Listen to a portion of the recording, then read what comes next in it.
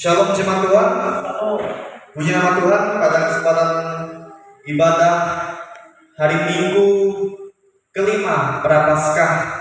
Di hari ini kita akan sama-sama belajar kebenaran firman Tuhan yang saya pilih dalam kitab Injil Yohanes pasal 12 ayat 1 sampai ayat yang ke-8.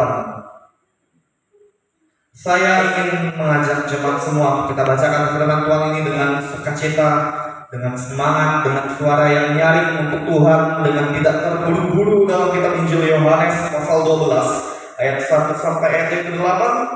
Saya akan membacakan firman Tuhan ini di ayat-ayat yang ganjil dan jemaat Tuhan membacakan di ayat-ayat yang genap. Kita bacakan firman Tuhan ini secara responsoria. Jika jemaat Tuhan sudah temukan firman Tuhan ini, silakan katakan amin. Kita bacakan firman Tuhan ini secara responsoria. Judul dari kebenaran firman Tuhan ini, Yesus diurapi di Betania. Ayat yang pertama beginilah firman Tuhan. 6 hari sebelum Paskah, Yesus datang ke Betania, tempat tinggal Lazarus yang dibangkitkan Yesus dari antara orang mati.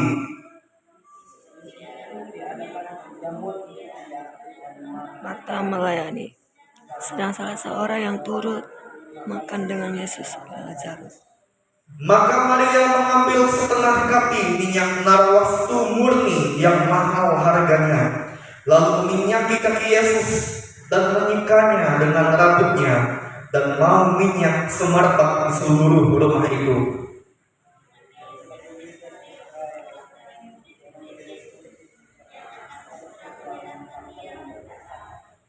Mengapa minyak narwastu ini tidak dijual 300 dinar dan uangnya diberikan kepada orang-orang miskin? Hal itu dikarenakannya bukan karena ia memperhatikan nasib orang-orang miskin, melainkan karena ia adalah seorang pencuri. Ia sering mengambil uang yang disimpan dalam kas yang dipegangnya. Maka kata Yesus, biarkanlah dia melakukan hal ini, mengingat hari penguburanku. Karena orang-orang miskin selalu ada pada kamu, tapi aku tidak akan selalu ada pada kamu. Ya, terima kasih untuk kerjasamanya jemaat Tuhan. Dikatakan berbagai firman Tuhan adalah setiap kita yang mau mendengar firman Tuhan dan mau melakukan firman Tuhan itu dalam kehidupan kita sehari-hari. Dari kebenaran firman Tuhan ini saya beri tema untuk kita renungkan bersama-sama, yaitu hidup yang menghormati Tuhan. Bapak Ibu Saudara, pada kesempatan ibadah ini kita diberitahukan tentang keluarga yang menghormati Tuhan Yesus, keluarga yang mengasihi Tuhan Yesus, dan itu adalah keluarga Maria, Marta, dan Lazarus. Bapak Ibu Saudara perlu mengetahui tentang latar belakang 3 orang ini, karena 3 orang ini adalah 3 bersaudara kandung, Bapak Ibu Saudara, Maria, Marta, dan Lazarus. Di dalam kitab Injil Yohanes pasal 11 ayat yang pertama sampai ayat yang ke-44 itu memberitahukan tentang peristiwa yang sangat ajaib yang melampaui logika manusia, di mana Tuhan Yesus menyatakan kebesarannya, menyatakan kuasanya yang sangat luar biasa, yaitu membangkitkan Lazarus yang sempat meninggal dunia pada waktu itu. Bapak Ibu Saudara, Lazarus, Maria, dan Marta ini 3 orang bersaudara sangat cinta kepada Tuhan Yesus. Mereka sangat mengasihi Tuhan Yesus, Bapak Ibu Saudara, dan mereka sangat menghormati Tuhan Yesus. Dan 3 orang ini menjadi contoh dan teladan buat Bapak Ibu Saudara dan saya, bahwa kita sebagai anak Tuhan harus demikian juga, mengasihi Tuhan Yesus dengan segenap hati, menghormati Tuhan Yesus dengan sungguh-sungguh, Bapak Ibu Saudara. Dan saya ingin kita meneladani 3 orang ini yang menjadi keluarga yang cinta dan mengasihi Tuhan Yesus, yang sangat menghormati Tuhan Yesus. Dan lewat kebenaran firman Tuhan ini kita akan sama-sama belajar tentang hidup yang menghormati Tuhan Yesus, yang kita dapat temukan lewat nasihat firman Tuhan dalam kitab Injil Yohanes pasal 12 ayat 1 sampai ayat yang ke-8. Dan poin yang pertama saya ingin bagikan kepada Bapak Ibu Saudara. Silakan Marta tampilkan poin yang pertama, yaitu hidup yang menghormati Tuhan perlu menjadi keluarga yang melayani Tuhan. Itu saya simpulkan dari ayat 2, Bapak Ibu Saudara. Dan itu yang dikerjakan, yang dilakukan oleh keluarga Maria, Marta, dan Lazarus, Bapak Ibu. Mereka memberikan perjamuan yang terbaik untuk Tuhan Yesus. Mereka melayani Tuhan Yesus. Dalam ayat yang kedua kita diberitahukan seorang Marta melayani Tuhan Yesus dengan segenap hatinya karena dia menghormati Tuhan Yesus, Bapak Ibu. Dan inilah menjadi bukti nyata bahwa keluarga ini adalah keluarga yang melayani Tuhan. Apakah selama ini Bapak Ibu Saudara sudah menjadi keluarga yang melayani Tuhan? Yang melayani Tuhan dengan segenap hati? Apa yang selama ini Bapak Ibu Saudara sudah lakukan untuk melayani Tuhan lewat kehidupan keluarga Bapak Ibu? Apakah keluarga Bapak Ibu sudah mencerminkan keluarga Maria, Marta, dan Lazarus? Tuhan Yesus pada saat itu dia datang ke Betania. Betania adalah sebuah kota di mana disitulah tempat tinggal Lazarus, Maria, dan Marta berada, Bapak Ibu Saudara. Dan Tuhan Yesus hadir di dalam kehidupan rumah mereka, di dalam keluarga Maria, Marta, dan Lazarus 6 hari sebelum Paskah, Bapak Ibu Saudara. Kita melihat bahwa mereka, Maria, Marta, dan Lazarus memberikan penyambutan yang luar biasa dengan segenap hati mereka untuk melayani Tuhan Yesus. Dan ini menjadi teladan untuk Bapak Ibu Saudara dan saya. Marilah keluarga kita menjadi keluarga yang melayani Tuhan dengan segenap hati, menjadi keluarga yang bersetia untuk sungguh-sungguh semakin lebih mengasihi Tuhan Yesus, Bapak Ibu. Karena Tuhan Yesus yang sudah memberikan hidup kita dan Dia yang telah menyelamatkan kita. Bapak Ibu Saudara, ini poin yang pertama. Mari kita jadikan keluarga kita menjadi keluarga yang melayani Tuhan Yesus, sama seperti dengan keluarga Lazarus, Maria, dan Marta yang saya dapat bagikan kepada Bapak Ibu dalam ayat yang kedua, yang menjadi poin yang pertama. Kemudian poin yang kedua, hidup yang menghormati Tuhan Yesus adalah memberikan yang terbaik untuk Tuhan tanpa perhitungan, Bapak Ibu. Hal ini terbukti dikerjakan dan dilakukan oleh Maria dalam ayat yang ketiga. Ketika Maria mengambil setengah kati minyak narwastu murni yang pada zaman itu sangat terkenal, harganya begitu mahal dan wanginya sangat luar biasa dan tercium begitu luar biasa, tercium di dalam ruangan di mana mereka berada pada saat itu, yang digunakan oleh Maria untuk meminyaki kaki Tuhan Yesus. Bapak Ibu Saudara, ini adalah sebuah pelayanan yang dikerjakan oleh Maria yang tidak perhitungan, Bapak Ibu, menggunakan minyak yang sangat mahal, yaitu minyak narwastu murni. Bapak Ibu Saudara, kalau Maria bisa memberikan yang terbaik yang begitu mahal tanpa perhitungan, ini juga menjadi contoh dan teladan untuk Bapak Ibu Saudara. Marilah Bapak Ibu Saudara berikan yang terbaik untuk Tuhan, untuk memuliakan Tuhan, untuk mendukung pekerjaan Tuhan tanpa perhitungan seperti yang dilakukan oleh Maria, Bapak Ibu Saudara. Pekerjaan Tuhan perlu ditopang dengan materi. Pekerjaan Tuhan perlu ditopang dengan apa yang bisa kita berikan, baik itu lewat materi, tenaga, waktu, dan segala hal yang kita punya dalam hidup kita, dan kita perlu memberikannya untuk menopang pekerjaan Tuhan, memberikan yang terbaik untuk Tuhan tanpa perhitungan, sama seperti yang Maria sudah kerjakan ini, Bapak Ibu Saudara. Apakah di antara Bapak Ibu Saudara masih ada yang hitung-hitungan memberi untuk Tuhan, memberi untuk pekerjaan Tuhan? Sesungguhnya Bapak Ibu, yang dilakukan oleh Maria ini bukanlah hal yang sia-sia, bukanlah menyia-nyiakan sesuatu yang sangat mahal, tapi dia memberikan yang terbaik untuk Tuhan tanpa perhitungan, Bapak Ibu Saudara. Dan itu diperhitungkan oleh Tuhan menjadi sebuah nilai rohani yang sangat berharga, yang menjadi teladan bagi umat Kristen, yang seharusnya umat Kristen zaman sekarang ini memberikan yang terbaik kepada Tuhan tanpa perhitungan dan dengan kerelaan, kesediaan membayar harga yang mahal untuk memberi yang terbaik baik kepada Tuhan, seperti yang sudah terlebih dahulu dilakukan oleh Maria, dan itu dicatat oleh firman Allah ini Bapak Ibu Saudara, untuk menjadi contoh dan teladan untuk Bapak Ibu Saudara dan saya, bahwa kita harus memberi yang terbaik untuk Tuhan tanpa perhitungan Bapak Ibu Saudara. Selagi untuk Tuhan Bapak Ibu, itu pasti tidak sia-sia, karena Tuhan pasti memberkati setiap orang yang bersedia memberi dengan sukacita, bahkan memberi tanpa perhitungan Bapak Ibu Saudara. Bapak Ibu Saudara, ternyata yang dikerjakan dan dilakukan oleh Maria ini sempat ditanggapi oleh seorang murid Yesus yang mengkhianati Tuhan Yesus, dan dia adalah Yudas Iskariot.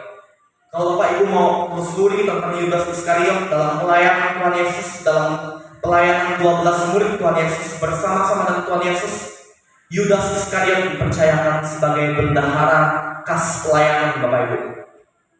Tetapi ternyata Alkitab menuliskan keburukan seorang Yudas Iskariot yang tidak boleh kita tiru Bapak Ibu, karena tidak menghormati Tuhan. Dan itu menjadi poin yang ketiga.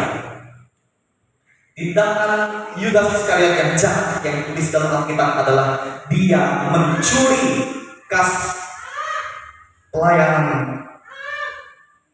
Bapak Ibu Saudara, di dalam ayat yang ke-6, Bapak Ibu Saudara bisa simak ketika seorang Yudas Iskariot sempat menanggapi tindakan yang dilakukan oleh Maria.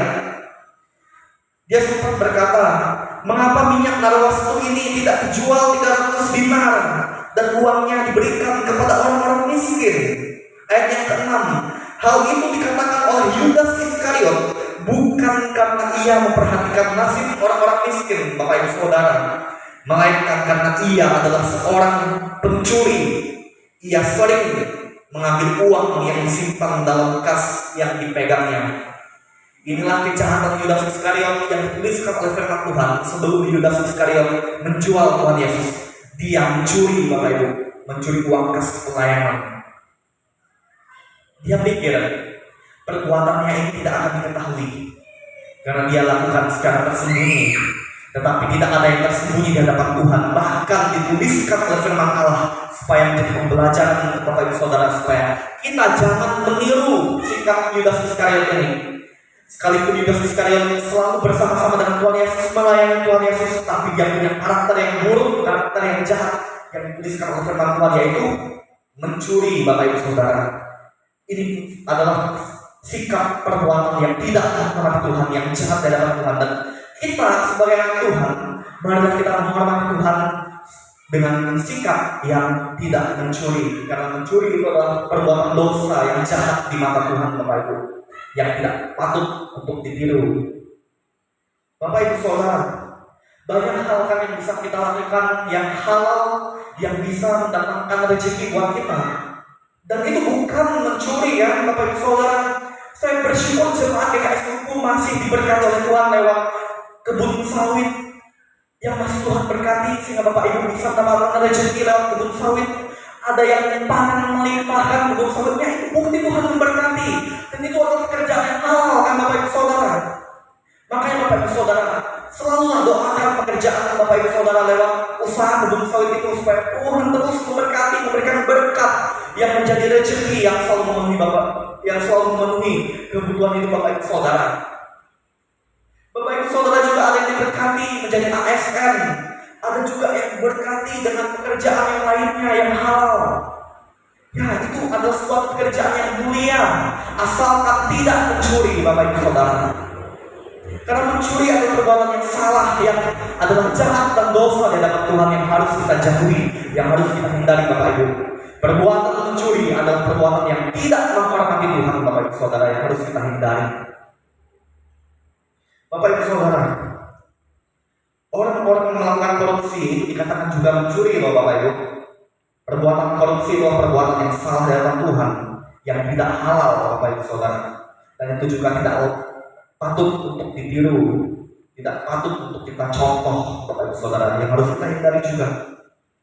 Perbuatan mencuri itu banyak, bermacam-macam ya Bapak Ibu yang bentuknya, dan harus kita hindari karena itu adalah perbuatan yang tidak menghormati Tuhan. Itu poin yang ketiga di dalam ayat yang ke-6. Dan poin yang keempat, yang terakhir, perbuatan yang bisa kita lakukan untuk menghormati Tuhan adalah menolong sesama manusia yang berkekurangan. Itu saya simpulkan dari ayat 8, Bapak Ibu Saudara. Ayat yang ke-8 mengatakan bahwa karena orang-orang miskin selalu ada pada kamu, tetapi aku tidak selalu ada pada kamu. Karena pada waktu itu Tuhan Yesus berkata seperti itu, karena Tuhan Yesus tidak selamanya bersama-sama dengan murid-muridnya. Ada waktu di mana Tuhan Yesus harus terangkat ke sorga, kembali ke sorga, Bapak Ibu, untuk menyediakan tempat bagi kita umatnya yang percaya kepadanya di sorga. Sehingga itulah Tuhan Yesus mengatakan bahwa aku tidak selamanya ada bersama-sama dengan kamu. Dan orang-orang berkekurangan yang disebut dengan orang-orang miskin selalu ada pada kamu. Dia berikan pesan ini kepada murid-muridnya, dan ini juga berlaku untuk kita umat Kristen, bahwa kita juga perlu peduli kepada orang-orang yang berkekurangan, Bapak Ibu. Marilah kita menolong sesama kita yang berkekurangan dengan bijaksana dan dengan ketulusan. Ya Bapak Ibu, bukan dengan terpaksa ya Bapak Ibu, tapi kita harus menolong sesama kita yang berkekurangan dengan bijaksana. Siapa yang perlu kita tolong ketika memang terbukti berkekurangan, silakan. Ayo kita tolong Bapak Ibu dengan semampu kita dan dengan ketulusan, bukan dengan paksaan, karena ini adalah perintah Tuhan Bapak Ibu. Dan ketika kita melakukan hal ini, itu sama artinya kita menghormati Tuhan. Ketika kita mempedulikan sesama kita yang berkekurangan, sungguhnya kita melakukan hal itu untuk Tuhan, untuk melayani Tuhan, untuk memuliakan Tuhan, dan untuk menghormati Tuhan, Bapak Ibu Saudara. Itu adalah poin yang keempat untuk Bapak Ibu Saudara dan saya, yang menjadi pembelajaran yang kita lakukan agar kita menghormati Tuhan. 4 poin saya bagikan kepada Bapak Ibu Saudara dalam kebenaran firman Tuhan ini. Marilah kita senantiasa menjadi keluarga yang melayani Tuhan. Itu yang pertama. Kemudian yang kedua, marilah kita memberikan yang terbaik untuk Tuhan tanpa perhitungan. Yang ketiga, janganlah kita mencuri, karena itu salah di hadapan Tuhan dan itu adalah dosa di hadapan Tuhan. Yang keempat, marilah kita menolong sesama kita manusia yang berkekurangan dengan ketulusan. Inilah firman Tuhan yang dapat saya bagikan kepada Bapak Ibu Saudara. Tuhan Yesus memberkati. Kita bersyukur untuk firman Tuhan ini. Kita berdoa. Terima kasih Tuhan Yesus, kami boleh menerima nasihat tentang firman-Mu tentang hidup yang menghormati Tuhan, yang boleh kami temukan lewat 4 poin ini. Kiranya firman Tuhan ini tidak berlalu begitu saja, tapi firman Tuhan ini senantiasa masuk ke dalam hati kami, ke dalam pikiran kami, mengendalikan kami, dan kami kiranya dapat mewujud nyatakan itu dalam perbuatan kami di sepanjang hidup kami setiap hari, agar hidup kami memuliakan Tuhan, menyenangkan Tuhan, dan menjadi berkat untuk setiap orang yang ada di dekat kami. Terima kasih ya Tuhan, dengan doa kami berdoa syukur untuk firman-Mu. Haleluya, amin. Saya mengajak Bapak Ibu Saudara, mari kita bersama-sama berdiri di hadapan Tuhan. Kita menghormati Tuhan. Kita mengucapkan pengakuan iman rasuli kita sebagai umat yang percaya kepada Tuhan Yesus. Pengakuan iman rasuli kita ucapkan bersama-sama. 1, 2, 3. Aku percaya kepada Allah, Bapa yang Maha Kuasa, Khalik langit dan bumi, dan kepada Yesus Kristus, anaknya yang tunggal Tuhan kita, yang dikandung daripada Roh Kudus, lahir dari anak darah Maria, yang menderita di bawah pemerintahan Pontius Pilatus, disalibkan, mati dan dikuburkan, turun ke dalam kerajaan maut, pada hari yang ketiga bangkit pula dari antara orang mati, naik ke surga, duduk di sebelah kanan Allah Bapa yang Maha Kuasa, dan akan datang dari sana untuk menghakimi orang yang hidup dan yang mati.